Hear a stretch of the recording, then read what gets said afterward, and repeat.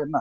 ఉమ్. ఇదేంట్రా ఆయన ఎంక్వైరీకి వెళ్ళాడా, ఈయన ఆయన వాళ్ళకి సలహాలు చెప్పడానికి కూర్చున్నాడా, మరి ఏంటి నాకు సలహాలు అర్థం సలహాలు కావట్లేదు. తీసుకోవడానికి వచ్చారా? 2 నిమిషాలు ఆగండి, వెళ్ళిపోకండి. ఆనంద్ సాగర్ గారు మీరు మ్యూట్ సాగర్ చేయండి, గారు మ్యూట్ మ్యూట్ లో చేయండి పెట్టండి Anand sir. Sagar Sagar garu. Garu right, continue sir, continue Shriram గారు.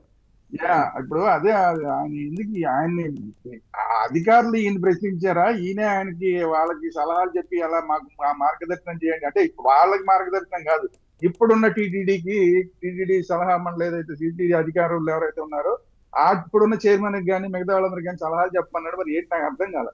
ఉమ్. ఎవరికి సలహాలు చెప్పారు, ఎవరెవరిని అడిగారు, ఎవరెవరు క్వశ్చన్ చేశారు, ఎవరు సమాధానం చెప్పారు. నిన్న వచ్చింది ఏంటంటే ఆయన నాకు ఇన్ఫర్మేషన్ లేదు, ఆయన అడిగిన వాటన్నిటికీ దాని మీద నాకు ఇన్ఫర్మేషన్ లేదు, దాంట్లో నాకు సంబంధం ఉంది, అధికారులు చూసుకుంటారు, అవి మా దాకా రావు, అధికారులది కదా పర్యవేక్షణ అంతా, మాకు సంబంధం ఏముంది, ఇట్లా మాట్లాడినట్టుగా వచ్చింది. సరే ఏదేమైనా ఇప్పుడు అది ఆ పిఏ ఎవరైతే ఉన్నారో పిఏ అతను సహకరించడం లేదా అనేది ఒక వచ్చిన.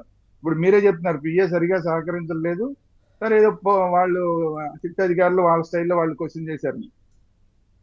ఈ మొత్తం వ్యవహారంలో నాకు నిన్న సుబ్బారెడ్డి గారు మాట్లాడిన దాని ప్రకారం చూస్తే ఏంటంటే, ఆయన ఇంకో మాట అన్నాడు, ఆ పిఏ అన్న అతను నాకు 18 దాకే పనిచేశాడు, 18 తర్వాత పని చేయలేదు, నాకు సంబంధం లేదు అతనితో, 18 తర్వాత నాకు సంబంధం లేదు అంటున్నారు. సో ఇవన్నీ కూడా తర్వాత చూస్తే ఏంటంటే సుబ్బారెడ్డి గారు ఆ పిఏని డివైడ్ చేసేసి, ఆ పిఏ దాంట్లో ఆయన అకౌంట్ లో ఏ డబ్బులు ఉన్నాయో అది నాకు సంబంధం లేదు, అతను ఏం చేసుకున్నా నాకు సంబంధం లేదు అని చెప్పి పిఏ మీదకి తోసేసే కార్యక్రమం జరిగినట్టుగా నాకు అనిపిస్తుంది. మరి ఆ పిఏ మరి ఇంకెవరి మీద తోసేస్తాడు తెలియదు మనకి. అదే ఇప్పుడు ధర్మారెడ్డి గారిని అడిగారన్నారు, ధర్మారెడ్డి గారు కూడా కొన్నిటికి సమానం చెప్పాడు, కొన్నిటికి ఏమో నాకు పై అధికారులు చెప్తే నేను చేశానన్నారు అన్నీ ఆయన మనకి వార్తలు వచ్చినాయి.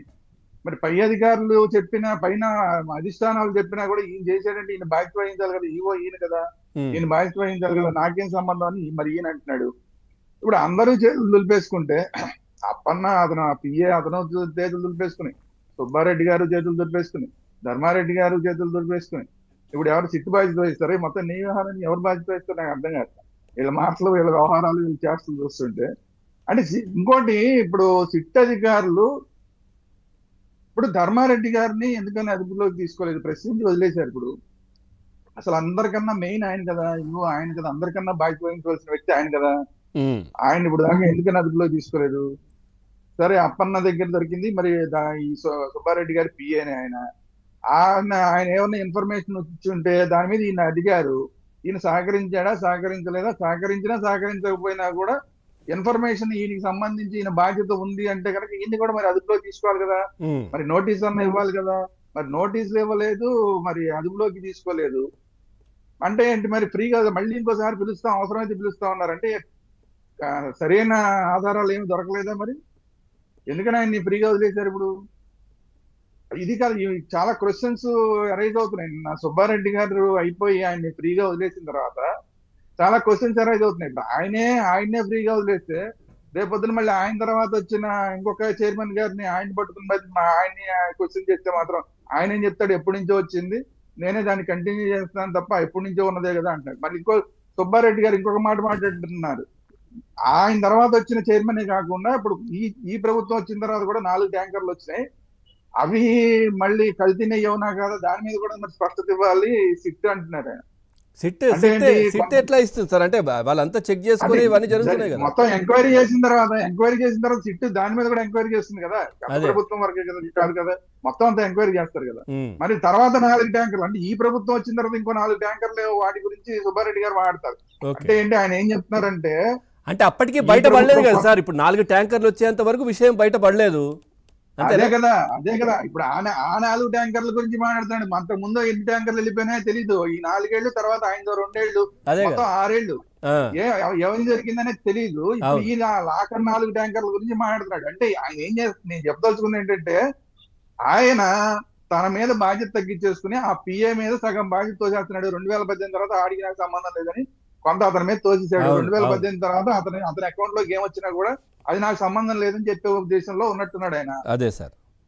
దాని తర్వాత ఇప్పుడు ఈ ఆఖరి 4 ట్యాంకర్లు గురించి మాట్లాడుతున్నాడు. అంటే ఈ ఆఖరి 4 ట్యాంకర్లు అంటే ఈ కొత్త ప్రభుత్వం వచ్చిన తర్వాత ఇప్పుడు చంద్రబాబు నాయుడు గారి ప్రభుత్వం మీద కూడా కాస్త బురద రుద్దేసి ఇప్పుడు మీ తాంబూలాలు ఇచ్చేసాను తన్నుకు చావండి అన్నట్టు ఇప్పుడు నేను మాత్రమే కాదు ఇంక చాలా మంది ఉన్నారని చెప్పి ఆయన తప్పించుకునే ప్రయత్నం ఏమైనా చేస్తున్నారా? కావచ్చు. ఇప్పుడు అప్పుడు అంటే ఇప్పుడు ఈ ప్రభుత్వం వచ్చిన తర్వాత కూడా ఇమ్మీడియట్ గా చైర్మన్ ఏం లేరు అక్కడ ఈఓ మాత్రమే ఉన్నాడు ఇప్పుడు. అవును, కొత్త చైర్మన్ ఇంకా రాలేదు. 4 ట్యాంకర్లు అప్పటికి నాకు తెలిసి కొత్త చైర్మన్ లేడు నియమించలేదు కానీ పాలక మండలి కానీ లేదు. లేదు. అంటే అప్పుడు ఈఓ ఎవరైతే ఉన్నారో ఆ ఈఓ గారు మన ట్రాన్స్ఫర్ అయిపోయారు ఆయనకి కూడా దీనికి కొంత బాధ్యత వహించేలాగా చేస్తున్నాడు. అంటే ఇప్పుడు ఆయన కూడా ప్రశ్నించాలి ఇవన్నీ. అంటే ఆయన ఏం చేస్తున్నాడంటే అందరి మీద కాస్త బురద వేసేస్తే మనకి మీద కొంచెం తగ్గుతుంది అన్నట్లాగా తగ్గుతుంది. మరి వీళ్ళందరి పేర్లు బయట మనం పెడుతున్నాం కాబట్టి కొద్దిగా కొంచెం ఇప్పుడు ఆల్రెడీ గవర్నమెంట్ ఉంది కాబట్టి సిట్ కొద్దిగా వెనక్కి తగ్గుతుంది అనే విధంగా అనుకుంటున్నారేమో. అదే ఆ ప్రయత్నాలు నేనే కాదు వీళ్ళు కూడా చేశారు, నేనే కాదు